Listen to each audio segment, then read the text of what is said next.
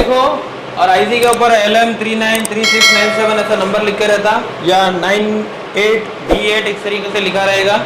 तो ये हमारी D8 आईसी है। टोटल कितने गोले हैं इसमें? 12 गोले। फटाफट 12 गोले उतारो। चलो फर्स्ट एक आईसी को चाहिए इनपुट। क्या चाहिए? और इनपुट रहता हमारा VPH। क्या रहेगा? यहाँ पे अगर देखेंगे तो यहाँ है हमारा VPH, यहाँ से कॉइल के थ्रू होकर के एक पैरेलल में कैप, फिर एक कॉइल, ठीक है, ऐसा होकर के यहाँ से एक रजिस्टर के थ्रू होकर के एक कैप के थ्रू होकर के सबसे पहले आएगा B3 पे। किधर? B3 किधर है? यहाँ पर है VPH 4 वोल्ट, जिसको हम Vin भी बोलते हैं। क्या बोलते हैं? Vin बोलते हैं। ये कहाँ से आएगा? ये DC to DC से, चार्जिंग आईसी से आएगा, जिसको हम VPH लाइन बोलते हैं। और यहाँ पर बोलेंगे Vin बोलो या VPH बोलो, एक ही बात। कितना वोल्ट आएगा? 4 वोल्ट। VPH 4 वोल्ट डाल दिए। सबसे पहले इनपुट चाहिए आईसी को। सबसे पहला वोल्टेज यही देखोगे एक नंबर पे। समझ में आ रहा है? एक नंबर पे देख लिए। VPH जाने के बाद यही वोल्टेज एक कॉइल के थ्रू, बूस्ट कॉइल के थ्रू जाएगा D3 में। किधर जाएगा? तो यहाँ पे डाल देंगे एक बड़ा सा अपने कॉइल, यहाँ पे बूस्ट कॉइल लिख लेंगे और ये किधर जाएगा? D3। किधर? D3 में। तो इसको बोलेंगे SW। क्या बोलेंगे? स्विचिंग बोलेंगे या LX बोलेंगे। यहाँ पे भी कितना वोल्टेज आएगा? 4 वोल्ट। तो यहाँ पर D8 आईसी अपन देख रहे हैं, जिसमें कितने गोले हैं? 12 गोले। तो सबसे पहला क्या चाहिए आईसी को? इनपुट चाहिए। तो कितने में आ रहा हमारा? B3 में। उसके बाद एक बूस्ट कॉइल के थ्रू कहाँ गया? स्विचिंग के लिए। इससे पहले हम 6 लेग का भी देखे, सारा चीज समझ में आया 6 लेग का।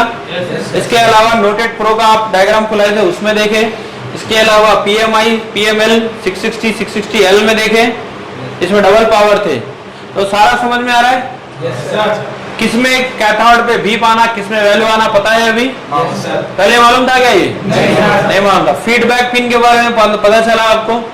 डिजिटल आईसी, एनालॉग आईसी देखे। अब एक D8 का डाटा बना ले रहे, जो कि यहाँ पे लग के हमारे पास D8 आईसी, जो कि नोटेड प्रो में है। उधर डायग्राम है नोटेड, रेडमी नोटेड। किसमें? इसका लेआउट खोले। अभी अपन हार्डवेयर सोल्यूशन खोले क्या इसका?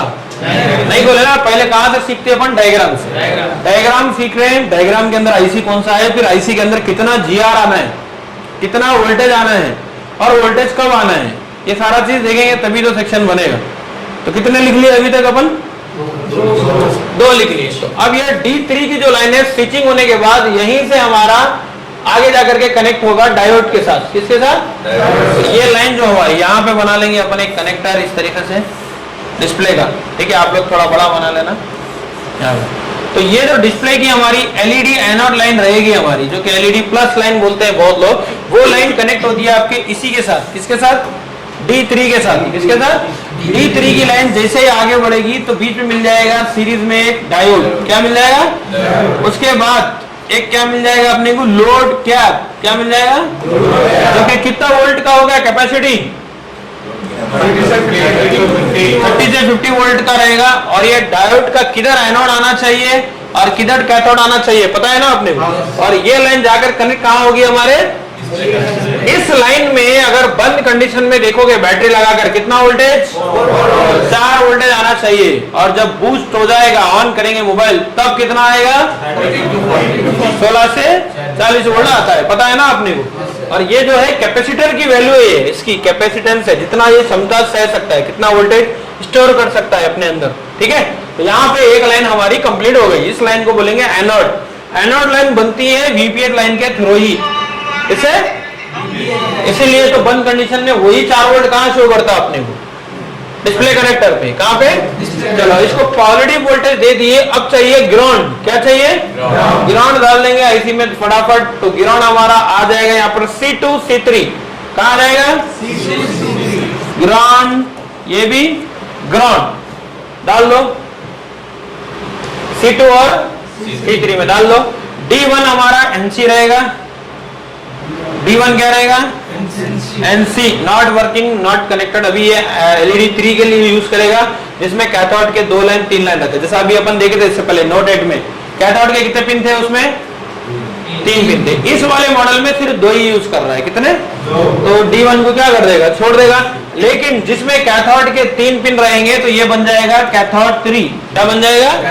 तो कैथोड 1 जो है हमारा C1 है, ये कैथोड 1 है, और B1 सॉरी कैथोड 2 है, ये C1 क्या है हमारा, कैथोड 2, और B1 है कैथोड 1। तो C1 बोलो या K1 बोलो, एक ही बात है, कैथोड 1, जिसको हम LED माइनस बोलते हैं। क्या बोलते हैं? तो माइनस के लिए मैं कलर यूज कर लेता हूं यहाँ पर ब्लैक कलर।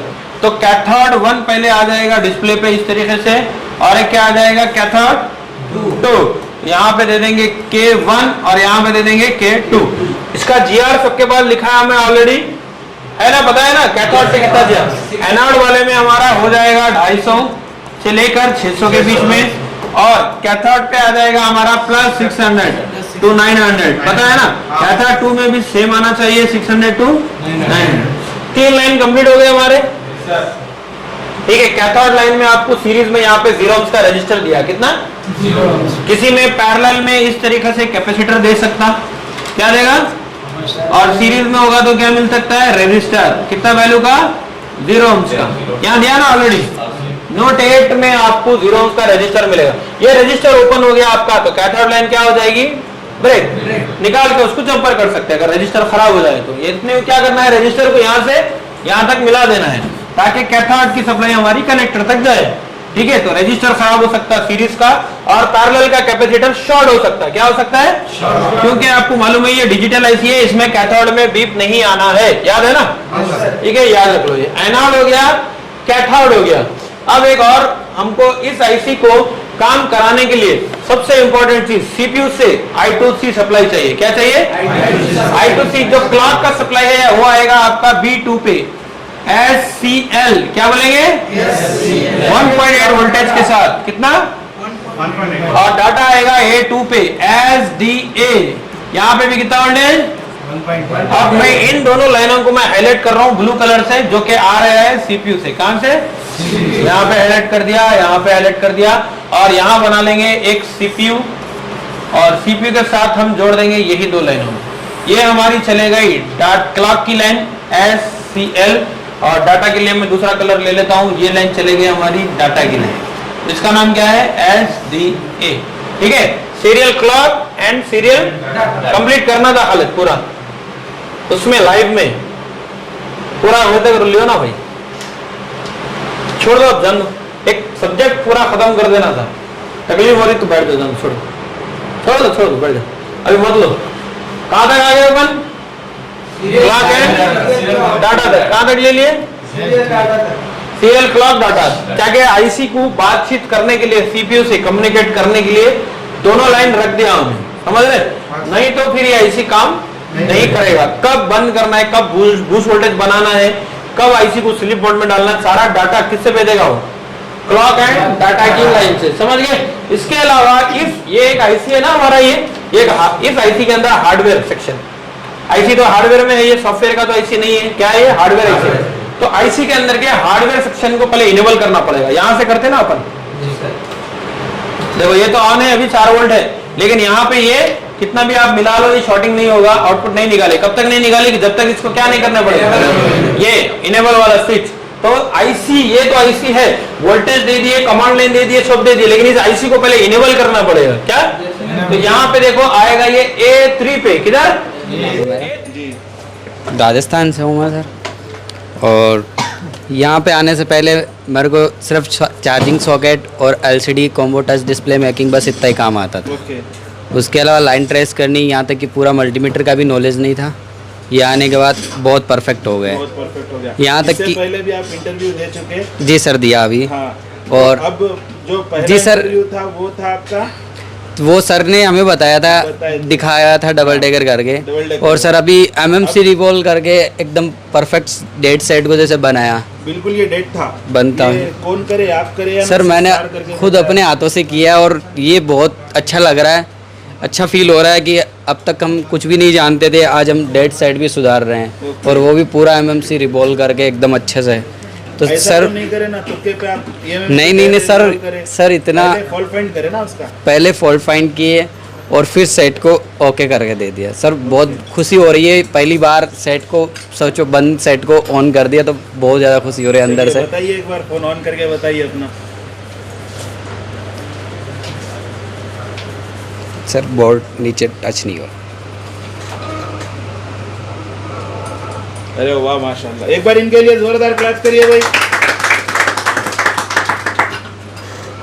और एक बार पूछता हूँ, अगर ऑल ओवर इंडिया से कोई आना चाह रहे तो आप क्या बोलेंगे? सर सबके लिए बोलूँगा मोस्ट वेलकम, जितना जल्दी हो आ जाओ, देरी मत करो बिल्कुल भी।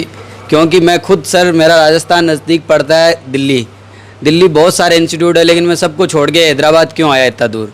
यही कि यहाँ की ये खासियत है कि यहाँ की सर की टेक्निक बहुत अच्छी है समझाने की, और पूरा ध्यान देते हैं कि जब तक बंदा ट्रेड नहीं होता, एकदम डबल डेगर तक करके नहीं जाता, तब तक सर पीछा नहीं छोड़ते, करवा के ही छोड़ेंगे। अच्छा। तो सर बहुत अच्छा लगा यहाँ आके, और बहुत अच्छा ध्यान देते हैं हम पे सर। इमरान सर भी बहुत अच्छे से, इनकी हैंड स्किल माशाल्लाह बहुत अच्छी है। अच्छा। और सागर सर की भी अच्छी समझाने का तरीका है। फिरोज सर भी बहुत अच्छे समझाते हैं। ऐसा तो नहीं कि आपको टीवी लगा नहीं बिठाते रहे, सर, आपको बैठ जाओ कर बिल्कुल लो। भी नहीं, सुबह से शाम तक कंटिन्यू हमारे साथ रह रहे हैं सर, और हर थोड़े टाइम में चारों में सब तरीके से घूम के सर देख रहे हैं कि कौन बच्चा क्या कर रहा है क्या नहीं कर रहा है। और सबकी हैंड स्किल, जिस बंदे की नहीं सही हो पा रही है तो सर हाथों से, अपने हाथों से उनकी हैंड स्किल अच्छी करवा रहे हैं। अच्छा। Thank you sir. भाई ये तो झूठ नहीं बोल रहे ना? ये नहीं सर, आपसे पूछ रहा हूँ, ये सही बोल रहे हैं या झूठ बोल रहे हैं? नहीं सर, सही बोल रहे हैं। ओके ठीक है, चलिए, ओके, बहुत थैंक यू शुक्रिया। सर।